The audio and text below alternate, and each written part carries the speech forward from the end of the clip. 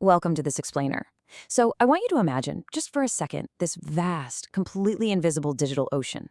Every single day, all across the global financial system, millions, and I mean literally millions of emails, instant messages, and phone calls are flying back and forth between traders and bankers. Now, to keep an eye out for financial crime and market abuse, institutions rely on these things called lexicon-based communications surveillance systems. Basically, they're complex keyword trackers. But here's the massive problem. These systems cast a net so incredibly wide that they trigger this endless, overwhelming ocean of alerts. And today we're going to explore exactly how financial institutions architect their operations so they don't completely drown in all that noise. Okay, let's dive into this. When you have a machine that's listening to and reading almost everything, well, you don't just get a handful of suspicious messages. No way. You get millions of potential hits. The sheer volume is just staggering. I mean, imagine being an onshore compliance officer and walking into work to face a literal wall of a million raw alerts. The entire system would just grind to an absolute halt.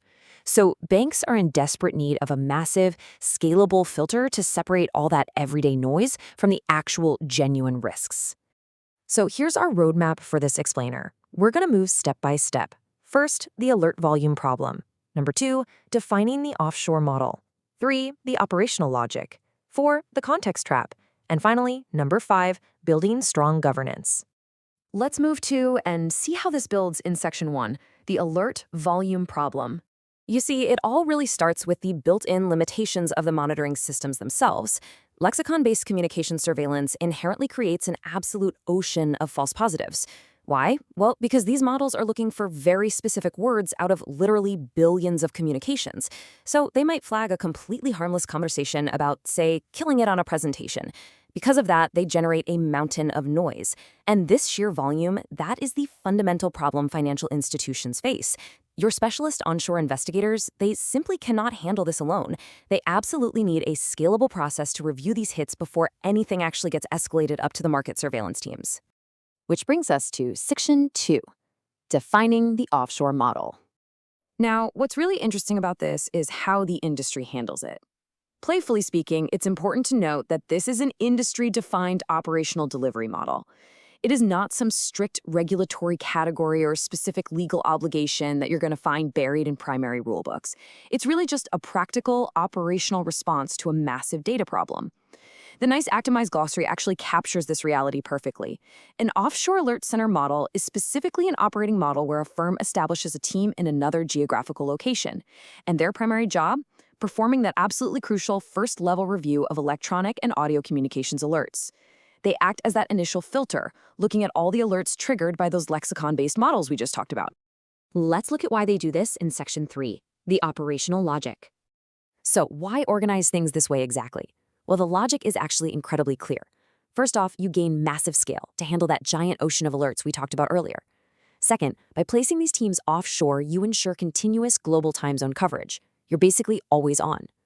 Third, you get to utilize specialized staffing that is dedicated entirely to this triage process. And fourth, for sure, you maximize cost efficiency.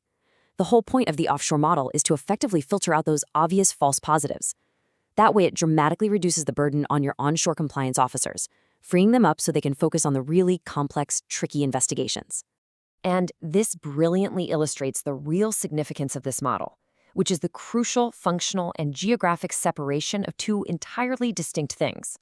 On one hand, you have alert generation. That's the machine or the lexicon monitoring happening over here, usually in one jurisdiction. And that is separated entirely from alert adjudication, the human first-line review and triage happening somewhere else. So to put it simply, one system creates the alert, and a human, literally a world away, decides if it actually matters. But there is a catch, which we'll cover in section 4, the context trap. So the crucial point is that dividing the generation from the adjudication, it isn't entirely risk-free. In fact, first-level review quality matters enormously. The people sitting in these offshore alert centers, they are the absolute front line of defense against market abuse, insider trading, and financial crime.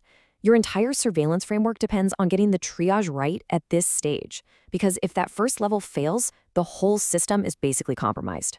Think about it like this. A healthy review process is conducted by a team that really understands the market context. They have good access to contextual information, and most importantly, they aren't afraid to escalate the difficult cases. But on the flip side, consider the control challenge of a strictly mechanical review. Let's say the offshore team lacks product knowledge. Like maybe they just don't understand the specific super niche jargon used in commodities trading. Well, they might blindly clear genuinely risky alerts just because they don't get the context. Or if the system is poorly calibrated, they might create excessive noise and really inconsistent triage. Ultimately, a mechanical review like that severely weakens your employee conduct monitoring and your wider detection capabilities. It's a real trap. So how do we fix this?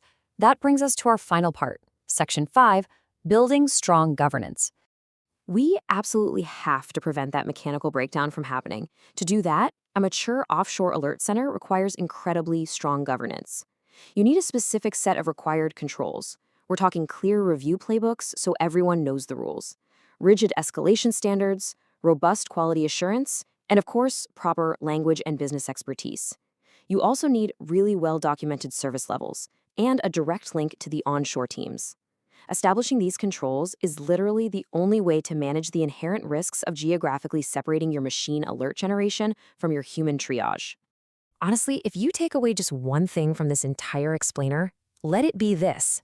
You must treat the offshore team as a core part of the firm's detection and surveillance framework. They are not merely some outsourced administrative function. To truly succeed, these offshore reviewers have to be intimately and closely linked to the onshore compliance and investigation teams. They're your partners in this, not just some remote data processing facility. I want to leave you with this final provocative thought to really reflect on today. Take a look at your own institution or the institutions you study. How exactly do they handle this incredibly delicate balance between operational efficiency and review quality? Are they truly treating their offshore team as a core surveillance partner, armed with context and real authority?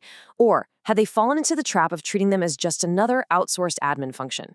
The answer to that question? Well, that'll tell you absolutely everything you need to know about the true strength of their compliance framework. Thanks so much for joining me for this explainer, and remember to keep asking the tough questions.